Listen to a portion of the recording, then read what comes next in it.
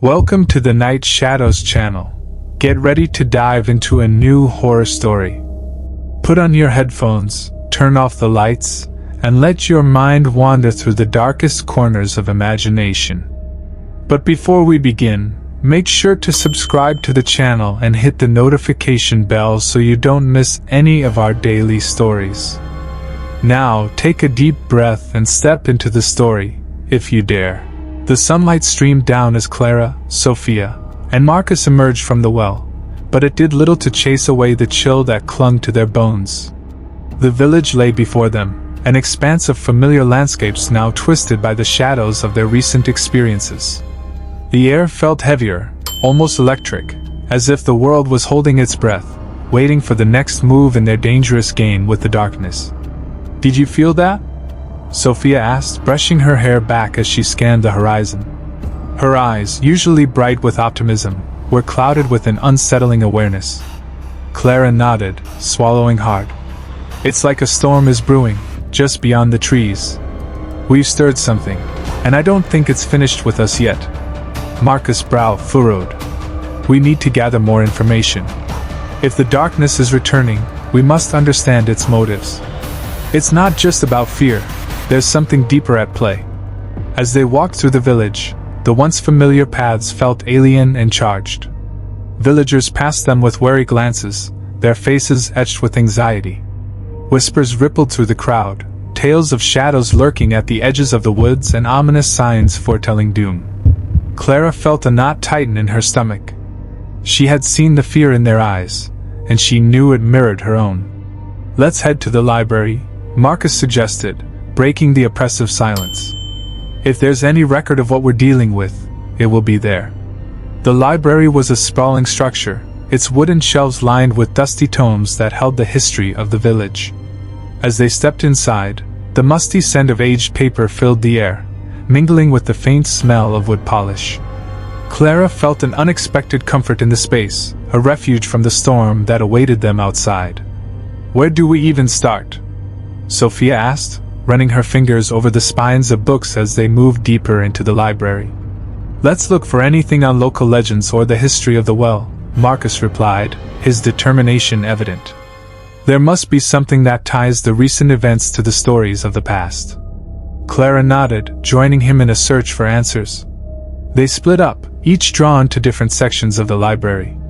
Clara found herself in the corner of the room, where the light barely reached, and the shadows seemed to gather more densely. She pulled out a book titled Whispers of the Past, Dark Legends of the Valley, its cover worn and faded. As she flipped through the pages, she stumbled upon a passage that sent a chill down her spine. "In the depths of the valley, where the ancient well lies, a being awakens when the stars align, thirsting for souls lost to despair. It is said that those who seek knowledge may find themselves ensnared by its seductive whispers, only to be consumed by the shadows they uncover." The words echoed in Clara's mind, and she felt the weight of the darkness pressing against her thoughts. She knew the being referenced in the passage was not a mere myth. It was the very essence of the terror they had faced in the cavern. "Clara?" Sophia's voice broke through her reverie, urgency lacing her tone. "You need to see this." Clara rushed over to where Sophia stood, her face pale as she held a large, leather-bound tome. "Look at this," she said, pointing to an illustration of the well. It depicted figures surrounding it, their expressions twisted in anguish as they performed a ritual, their hands raised toward an ominous shadow hovering above. This is what we faced," Clara breathed, feeling the weight of the realization settle over her. "These are the same markings we saw in the chamber."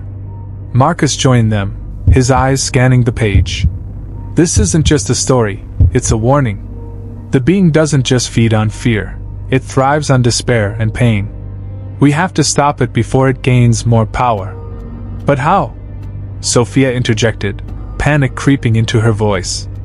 "We barely survived our first encounter. What if it comes for us again?" Clara felt a surge of determination rise within her. "We have to be proactive. We need to understand its weaknesses. If we can figure out what binds it to this world, we might be able to sever that connection."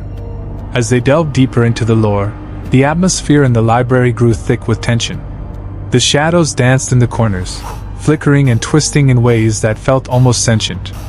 Clara glanced at the windows, noting how dark clouds were rolling in, casting an ominous gloom over the village. "We should find the oldest records," Marcus suggested. "There may be accounts from those who faced the darkness before us." They searched through the archives, sifting through fragile scrolls and brittle pages until they uncovered a scroll that seemed untouched by time. It was adorned with intricate designs and strange symbols, much like those etched in the well. "What does it say?" Clara asked, her pulse quickening with anticipation. Marcus unrolled the scroll carefully, his eyes scanning the text. "It speaks of a ritual that binds the darkness to its power. It requires a conduit, someone who has tasted despair. It says that only by confronting their deepest fears can they disrupt the entity's hold." Clara's heart sank. "So, it needs someone to be vulnerable, to feed on their pain to gain strength." "Yes," Marcus confirmed, his expression grim. "And that's why it's crucial for us to stay united. If one of us falters, it could exploit that weakness." A thunderous roar of wind outside interrupted their conversation, rattling the windows as the storm finally broke, rain pouring down in sheets. Clara felt the air shift, thickening with dread. "We need to act quickly. If the storm is here, it means the darkness is near." As they gathered their findings, the ground beneath them trembled. A low rumble reverberated through the library, sending a shiver down Clara's spine. "Did you feel that?" she whispered, her voice barely audible over the din.